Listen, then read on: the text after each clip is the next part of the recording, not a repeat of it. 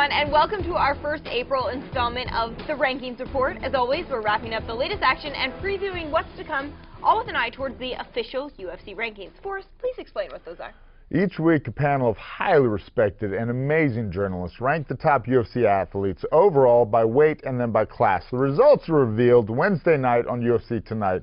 If you ever wondered what those are the little numbers that appear behind their names. Yes, and on this episode, we'll be looking at the rankings out April 11th. We had a little bit of drama leading into UFC 223. I don't know if you guys heard about it, but we got through it, and we witnessed some incredible fights on Saturday night's UFC 223 card. Let's start with a guy you've had your eye on for a while, Forrest, Zabit. I've patterned my whole look after him. What are you talking about?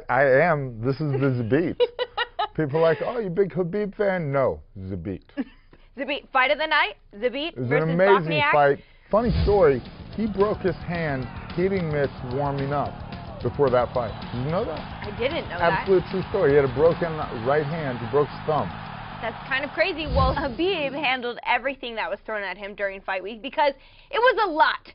He won the lightweight belt against a last-minute but very game challenger in raging Al Iaquinta. Both of these guys, although Al lost, were impressive in that outing. What were your thoughts on that fight? The first two rounds, Al actually wasn't that impressive. But by the third and the fourth round, he started stopping the takedowns. He didn't really have an answer for Khabib's jab. In case you're wondering why he was losing that boxing match, one, Khabib is awkward. Two, it's almost better to get jabbed in the face and take the kind of the setup punch and keep your base low and not be taken down. So he was like, oh, I'm willing to eat this punch. It sounds crazy, but you want to almost give Khabib a little confidence.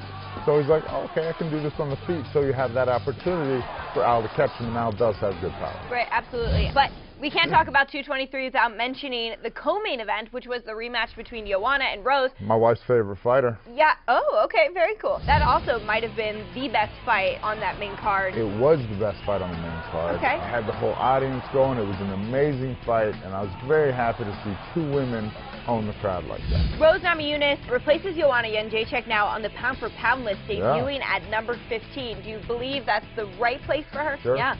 I love Rose.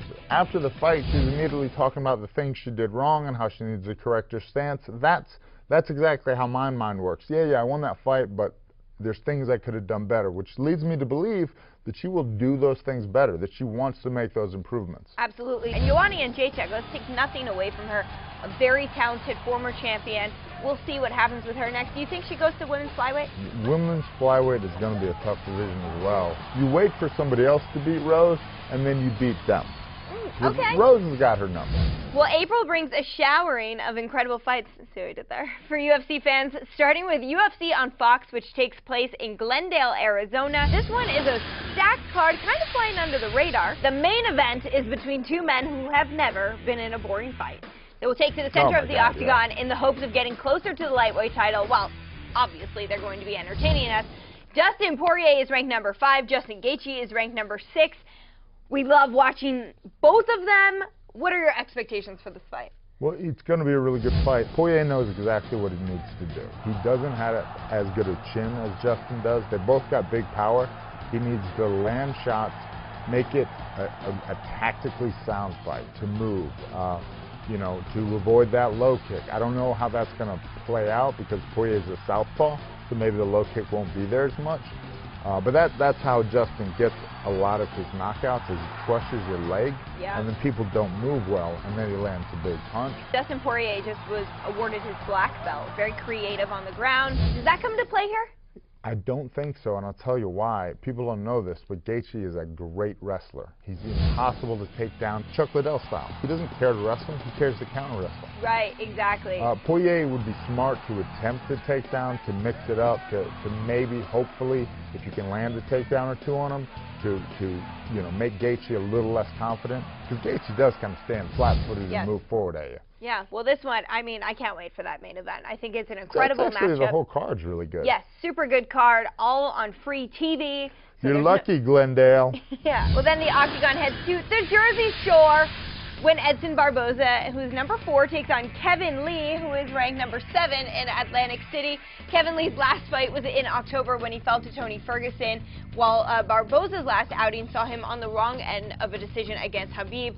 Both men looking to get back in the win column in a big way. Kevin Lee ranked a little bit behind Edson Barboza. Do you believe, should he get this done, Kevin will make a big leap in the rankings? Absolutely. Yeah, Okay. I really do. I think whoever wins this fight, you're definitely, you're talking top 5 guys. Yeah. For sure. Okay. The co-main event of this card is a really great one. It's Frankie Edgar, who's ranked number 3, versus Cub Swanson, who's ranked number 4 in the featherweight division. This is a rematch of their 2014 fight. Frankie Edgar always loves competing in his home state of New Jersey. You've got to imagine that's why he's on this card. Right. Coming off a big loss, first time he's ever been stopped. Yes.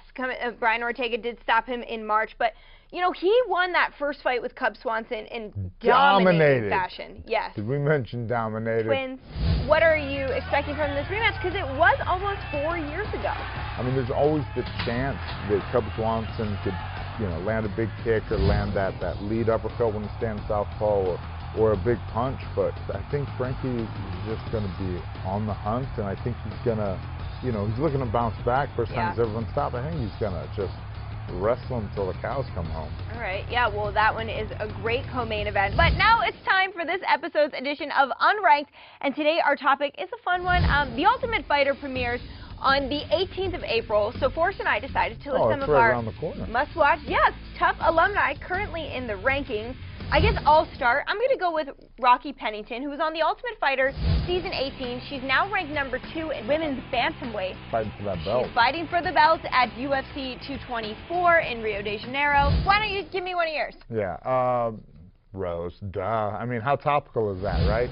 Come off, lost the belt at the end of the show, or, you know, didn't win the belt, and now to defend it in a great fashion in an amazing fight. Good for you, Rose. And it's really shown that she's wanted to progress as a martial artist. And she has. She's wanted to get better. Absolutely. We can't talk about The Ultimate Fighter without talking about TJ Dillashaw. He was a finalist on The Ultimate Fighter Season 14. Dropped by old John Dodson there. He's now the bantamweight champion, though, and he rematched with Cody Garbrandt at UFC 227 in Los Angeles. TJ Dillashaw really just proving that The Ultimate Fighter can be a great sort of training ground for getting into the top 10 in your division, top 5, and then being champion. I've been saying that for literally 13 years. Well, I mean, hello, look who's speaking. Yeah. I mean, Raging Ally Quinta, baby. He's now number 10. Again, topical, just, you know, went 5 rounds with the, you know, one of the top 10 pound-for-pound guys. He did look like Raging Bull. Yeah, all right, next on my list. Santiago Ponzinibbio, he was from The Ultimate Fighter Brazil Season 2. He's now a lot of people don't know he was on The Ultimate Fighter. I know. Like myself. Oh, okay. Well, now you know. He's ranked number 10 at welterweight. He will be fighting in Santiago, Chile. He's just super talented fighter. He flies under the radar, and when people count him out of fights, he just shows up and dominates. Very well-rounded, very versatile fighter. I'm expecting a lot of big things from him. Mine would be Tony Ferguson. Brock Lesnar was his coach. Yeah, he won the Ultimate Fighter 170. Still buddies with Brock Lesnar. I remember interviewing him right after he won that fight. We're going to wrap this show off with the greatest Ultimate Fighter alumni there is, Forrest. Thanks for joining me for this episode. I was like, oh shit, is Rashad here? No. Forrest Griffin, always so humble. That's it for this week's edition of the Rankings Report. We will see you next time. Don't forget, a bunch of great cards coming up. Make sure you tune in, especially to this weekend UFC on Fox in Glendale.